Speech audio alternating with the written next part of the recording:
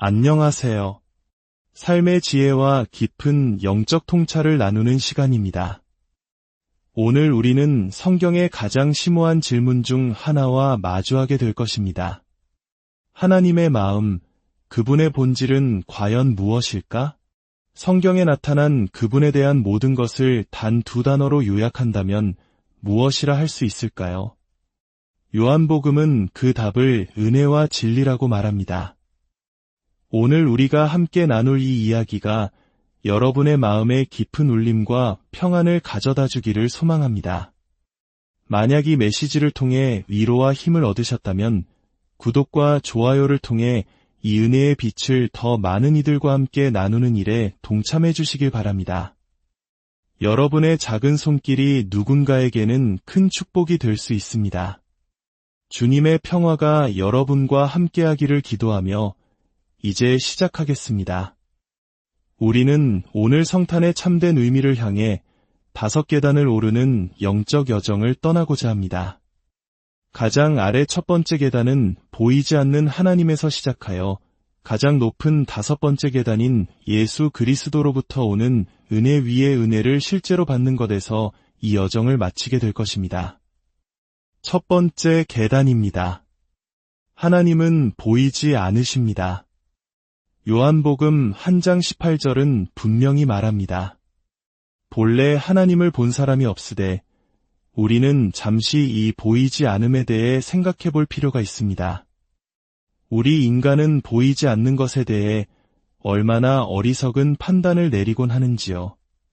1961년 인류 최초로 우주비행에 성공한 소련의 우주비행사 유리 가가린을 기억하십니까? 그는 우주에서 돌아와 이렇게 말했다고 전해집니다. 우주에 나가 보았지만 신은 어디에도 없었다. 그의 눈에 보이지 않았기에 신은 존재하지 않는다는 결론을 내린 것입니다. 이는 보이지 않는 것은 존재하지 않거나 중요하지 않다고 여기는 우리 시대의 편견을 보여주는 단적인 예입니다. 어떤 이들은 눈에 보이지 않는다는 이유로 어머니의 뱃속에 있는 팔주된 태아를 생명이 아니라고 주장하기도 합니다. 잘게 갈린 주사기 속 내용물만을 보여주며 이것이 전부라고 말합니다. 하지만 그것은 마치 손가락이 고기 분쇄기에 갈려 나온 것을 보고 원래 손가락이 아니었나 보다라고 말하는 것과 같은 끔찍한 논리의 비약입니다. 우리는 이미 알고 있습니다. 팔주된 태아는 비록 작지만 분명한 생명의 형태를 갖추고 있다는 사실을 말입니다. 보이지 않는다고 해서 그 실체가 없는 것은 아닙니다. 마찬가지로 하나님이 우리 눈에 보이지 않는다는 사실은 우리에게 하나의 큰 도전이자 질문을 던집니다. 과연 하나님은 존재하는가? 존재한다면 우리는 어떻게 그분을 알 수 있는가? 그분은 어떤 분이신가? 이것이 우리가 출발하는 첫 번째 계단, 바로 보이지 않는 하나님이라는 현실입니다. 이제 두 번째 계단으로 올라가겠습니다. 하나님께서는 아들 예수 그리스도를 통해 자신을 온전히 드러내시기 전에 모세를 통해 주신 율법으로 먼저 자신을 나타내셨습니다.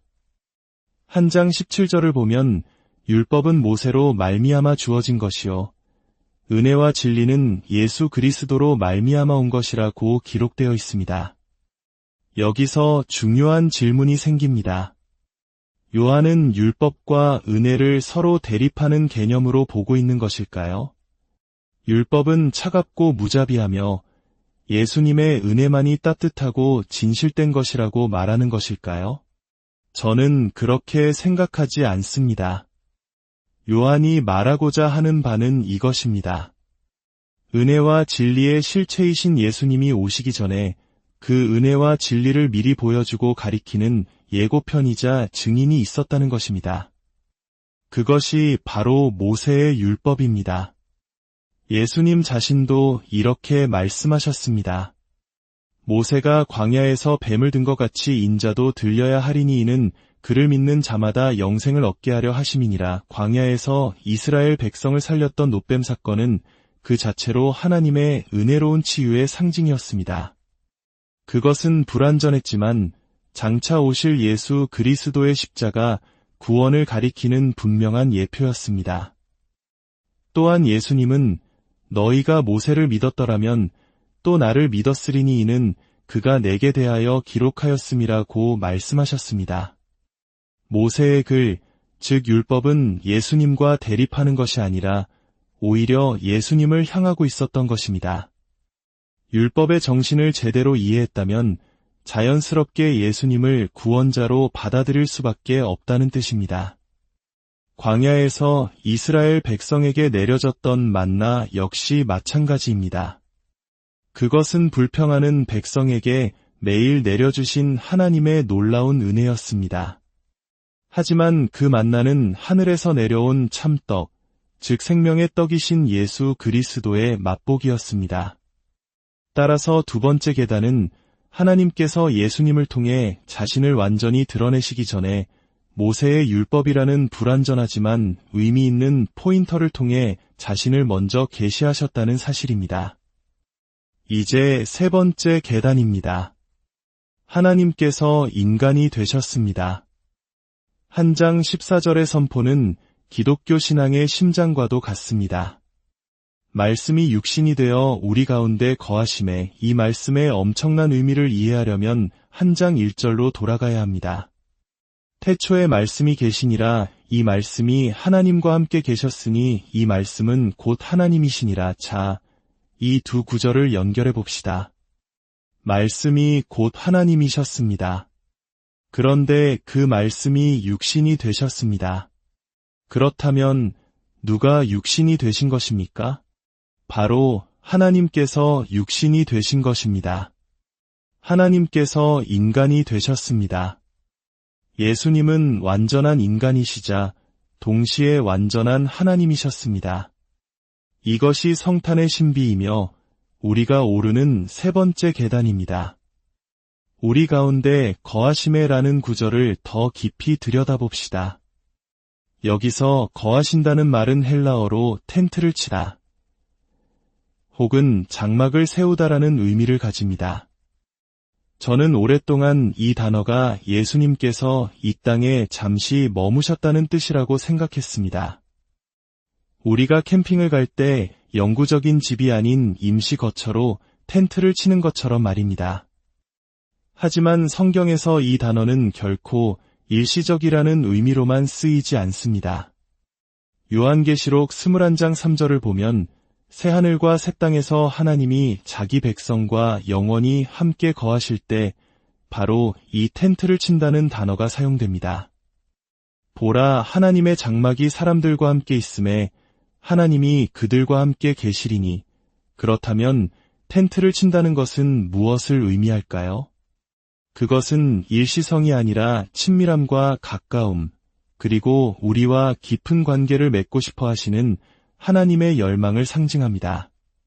만약 어떤 사람이 마을 한가운데에 높은 담을 두른 거대한 궁전을 짓는다면 그는 사람들과 거리를 두겠다는 의사를 표현하는 것입니다. 하지만 만약 그가 우리 집 뒷마당에 텐트를 친다면 어떨까요? 그는 우리와 함께 식사하고 대화하고 삶을 나누고 싶다는 뜻일 겁니다. 그의 모든 것을 가까이에서 보고 알게 될 것입니다.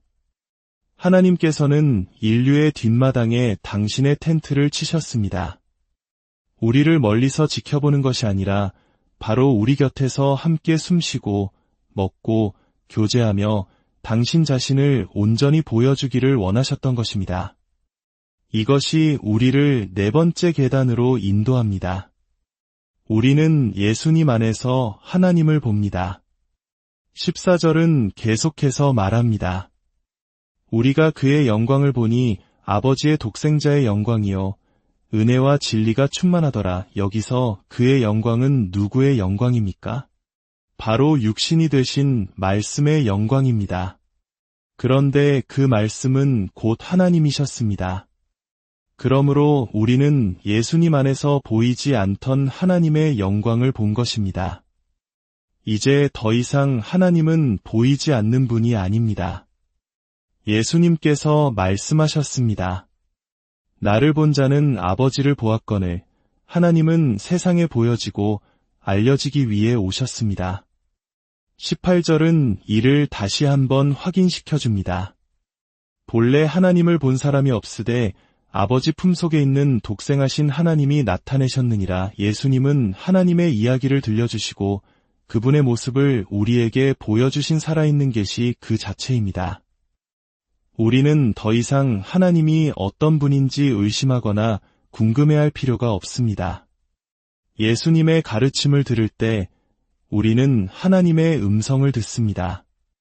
예수님께서 나병 환자를 만지실 때 우리는 긍휼이 많으신 하나님의 손길을 봅니다.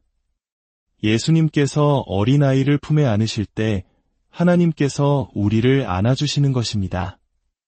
예수님께서 십자가에 달리셨을 때 그것은 우리를 향한 하나님의 무한한 사랑의 확증이었습니다.